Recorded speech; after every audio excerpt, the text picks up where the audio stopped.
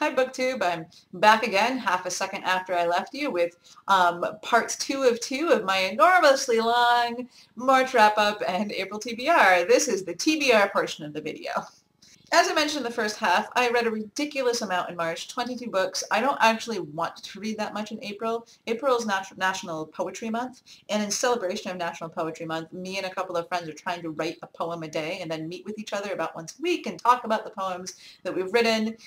And so that is taking a bunch of my time that would ordinarily be reading time. So I have just picked 10 books that I would like to get through in April. I'm really going to try and slow down, not binge read detective fiction. I'd like to read a little more literary fiction than I read last month because I only read 2 literary fiction and I wanted a little more. I always try to balance in reading authors of color. For a while I was trying to read 1/3 authors of color, and then I decided that wasn't working for me because I do have a tendency to like to binge read one author at a time 2 months in a row now, which is not, I mean, like, this is typical of me. I will get in a groove and I'll want to read a ton of one author. So the fact that I like to do that makes deciding I'm going to read 1/3 authors of color really difficult, because then what happens if I'm really set on that 1/3 is I start binge reading and then I feel really guilty and I feel like I've got to stop my binge read and put down the author I really want to read and go pick up like another author so I can make that third. Does that make sense? Because like I have, like, say I've got 12 books planned and like 4 are an author of color and the other 8 aren't, and then like I read those 12 and I'm like, I did so well, and then I want to go on a binge read of a white author and then I feel really guilty, and I really never ever want to feel guilty about my reading. So this was all a really long way to say that instead of my 1/3 rule, I decided I'm just going to try to read a flat 50 books by authors of color in 2015. And if I end up reading more than 150 books, that'll work out to less than a third. But frankly, if I read more than 150 books, just God help me, okay? God help me. So anyway, April TBR, I wanted to read more literary fiction. I wanted to read at least 4, maybe 5 books by an author of color, to keep me on track towards my 50 books goal. And then of course there are a couple of books on my March TBR that I didn't quite finish, so I'm bumping those into April. And I wanted to leave room to read a lot of poetry because, again, it's National Poetry Month and I love poetry, and I think I'd like to give myself permission to go buy some poetry chapbooks as well. So all of that said, I'm going to give you my April TBR by genre. First up, literary fiction. So this is what I'm hoping to get through. I'd like to read Chinua Achebe's Things Fall Apart, James Baldwin, Go Tell It on the Mountain, Zora Neale Hurston, Their Eyes Were Watching God, the short stories of Catherine Mansfield, Vladimir Nabokov's King, Queen, Knave. That's a pretty good pile and one I'd feel pretty darn good about if I got through it all in April, but I think given the volume of what I usually read, it's pretty achievable.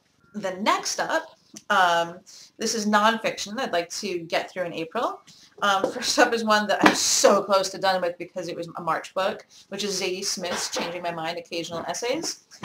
You can see how close I am to the end. So, like, here's my bookmark, and here's the, like, is there any difference? Like, I've got like 2 pages left. So anyway, obviously I won't have trouble finishing this in April. This has been fun. Like any collection of essays, it's kind of inconsistent. I loved the beginning of the book. I loved it so much when she was writing about her reading. And then the middle of the book dragged for me. She wrote more about film, which is frankly something I'm not super interested in as art. Like, I watch movies like everyone else watches movies, but it's not something I spend a lot of time thinking about. I try to keep an open mind, and I'm happy to read other people writing about it, but almost always when I do, I am bored out of my gourd by it, and in fact I was bored by her writing about film. But then at the end it picked up again because she again started to write more about her reading. I'm in these last few pages that I'm reading are about her reading of David Foster Wallace. She loves David Foster Wallace. I actually haven't read any David Foster Wallace, which makes appreciating it a little more difficult, but it is still interesting to read her take on him, and I think it's going to make reading David Foster Wallace easier when I come to him eventually, because I've already kind of read a little bit about him. And then I want to read Of Woman Born by Adrienne Rich. This is one that I've already started months ago. I read it while I was pregnant with my son. You can see I'm about halfway through. I love Adrienne Rich. She's a feminist writer. I talked about her briefly in my feminism video, which is the last one I posted before I got sick. But yeah, this is really great. It just kind of breaks down the psychological experience of motherhood in this culture that has a really wrong-headed, in my opinion, and in Adrienne Rich's opinion, perception of what motherhood should be. And then in the last of my nonfiction pile, I'm really excited about this one. This is Fun Home by Alison Bechdel. I've been wanting to read this for a while. I love Alison Bechdel. I've only ever read, though, her Dykes to Watch Out For comics, which are a lot of fun. And I'd only ever read those like in bits and pieces. I almost bought the Dykes to Watch Out For compendium, but I decided I'd rather read her graphic memoir. And she's got 2 graphic memoirs out. This is the first of them.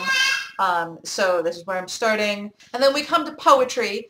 I only have 2 books of poetry on my pile for right now, but that's because I really would like to go buy some poetry and support some poets during National Poetry Month. So I'm just keeping my poetry decks a little clear for the moment.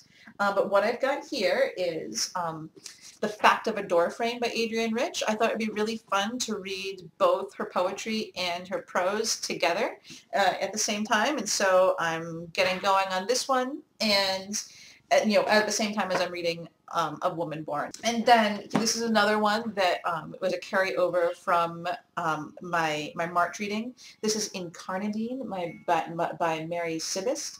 It is fantastic. This and Transformations are 2 of the best poetry collections I've read recently. It is just gorgeous. This is a National Book Award winner. It is so good. I feel like stylistically she's doing a lot of really similar things to what Mary Jo Bang was doing in The Last 2 Seconds, which was a book that I didn't like. I mentioned that in the first half of this video, the March wrap-up. Half, like she's also an abstract poet, and she does some similar constructions to Mary Jo Bang, but it just is working really, really well for me here.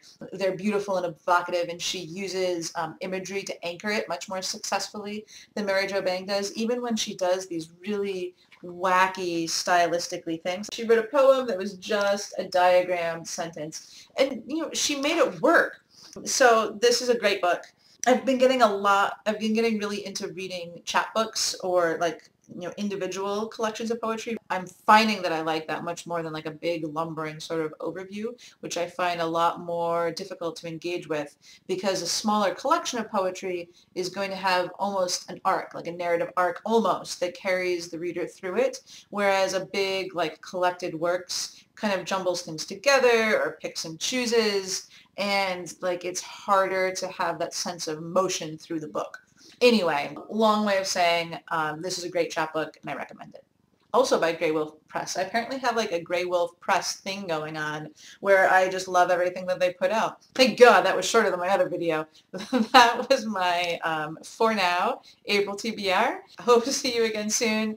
I know I said this in my other video, I had a stomach bug pretty much the whole last week and change of March, which is why I kind of went MIA, but I'm desperately hoping that won't happen to me again anytime soon, so I hope to be checking in with you again soon. Bye!